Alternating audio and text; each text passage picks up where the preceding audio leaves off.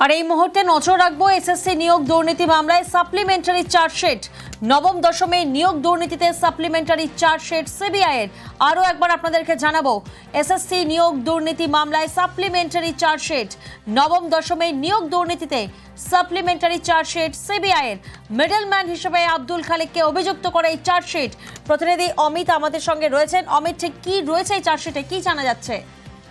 দেখো, নবম ও দশম শ্রেণীর শিক্ষক নিয়োগ দুর্নীতি মামলায় একটি তৃতীয় সাপ্লিমেন্টারি চার্জশিট, যে চার্জশিটে আব্দুল খালেক মিডলম্যান মালদার বাসিন্দা, তাকে অভিযুক্ত করে চার্জশিট দেওয়া হয়েছে সিবিআই তরফে।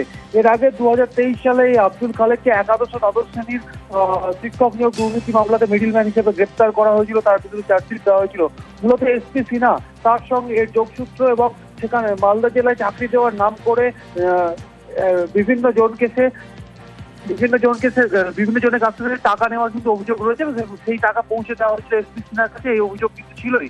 এবার নবম ও দশম শ্রেণীর শিক্ষক নিয়োগ দুর্নীতি মামলাতে তাকে অভিযুক্ত করা হলো সিবিআই তরফে এবং তার বিরুদ্ধে আজকে সাপ্লিমেন্টারি চার্জশিট জমা দেওয়া হয়েছে।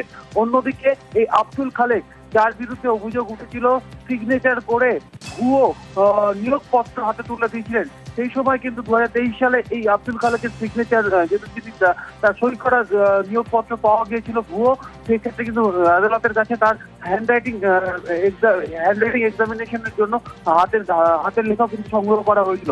সব মিলে আব্দুল খালেককে আবারও সিবিআই তরফে অভিযুক্ত করা হলো একাদশ ও দ্বাদশ শ্রেণীর পর। এবার নবম ও দশম শ্রেণীর শিক্ষক নিয়োগ মামলাতে মিডলম্যান হিসেবে তাকে অভিযুক্ত করা হলো সিবিআই তরফে। বেশ।